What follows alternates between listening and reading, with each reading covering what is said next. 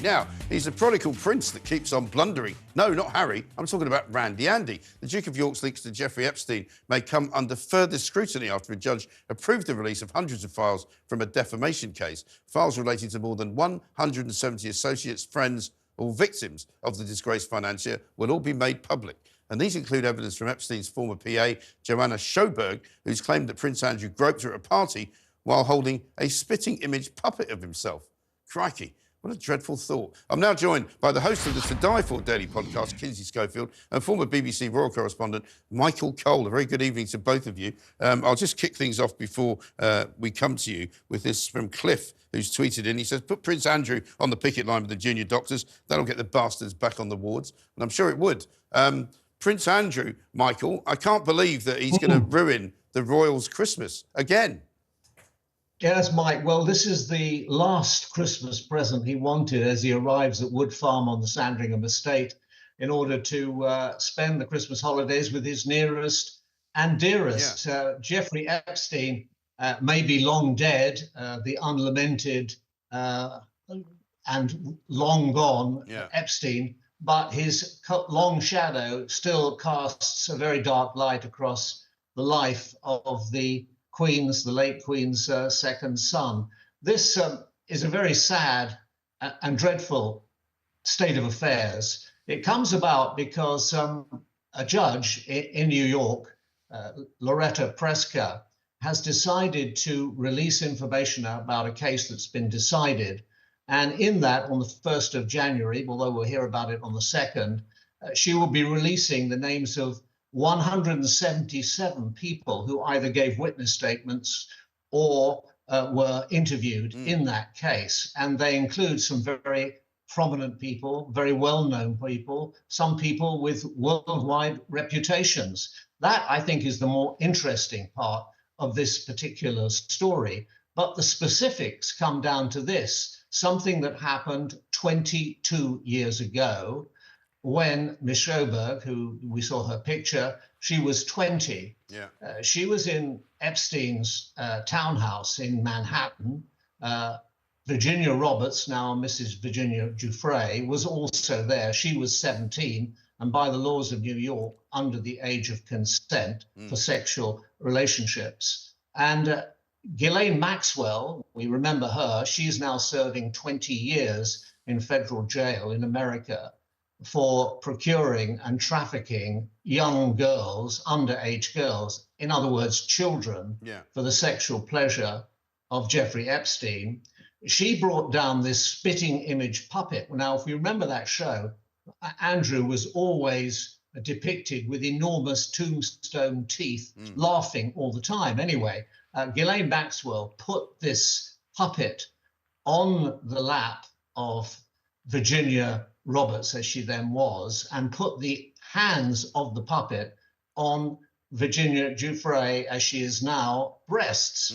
At that point, Miss Sjoberg says that voluntarily, of her own volition, she sat on Prince Andrew's lap, and he then put his hands on her breasts. In other words, he groped her. One presumes it was outside her clothing, but we don't know about that.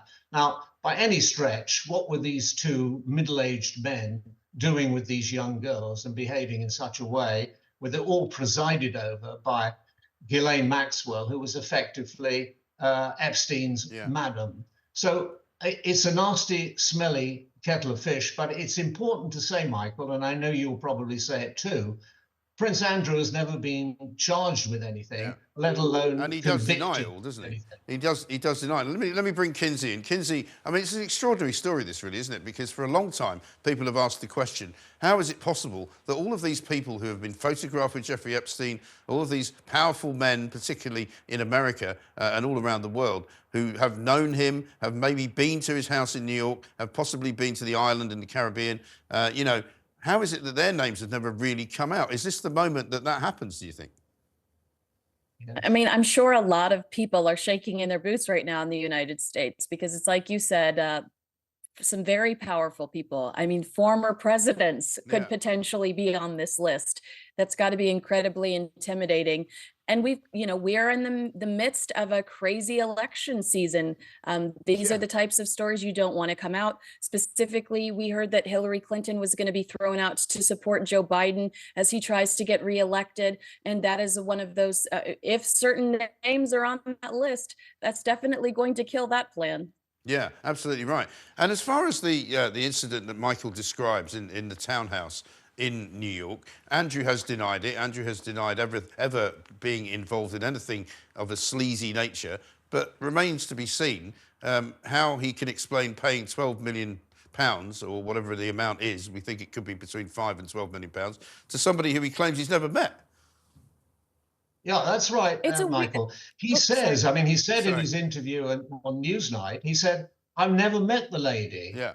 Not that he hadn't slept with her, but he'd never ever met her. So why did he give this sum? It is in fact unknown how much it was. Sometimes it's mentioned as $12 million, sometimes 2 million, somewhere in between. Even after the lawyers have had their chunk, which would have been big, it would necessarily have been a large sum of money. And it was said at the time that he paid that money in order that there should be no embarrassment or change of focus during the Queen's Platinum Jubilee. So he paid the money to get it out of the way. Of course, the fact is, it's not out of the way.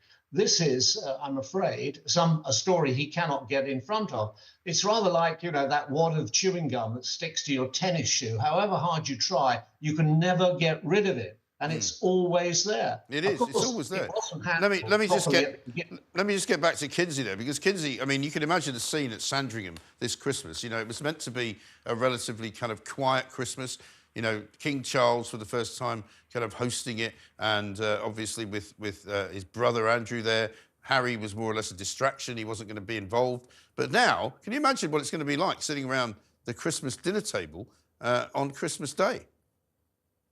Well, thankfully, Queen Camilla's children are going to be there and grandchildren are going to be there for the first time. So that will be a lovely distraction. Everybody spending time with some familiar faces, but all under the same roof for the first time.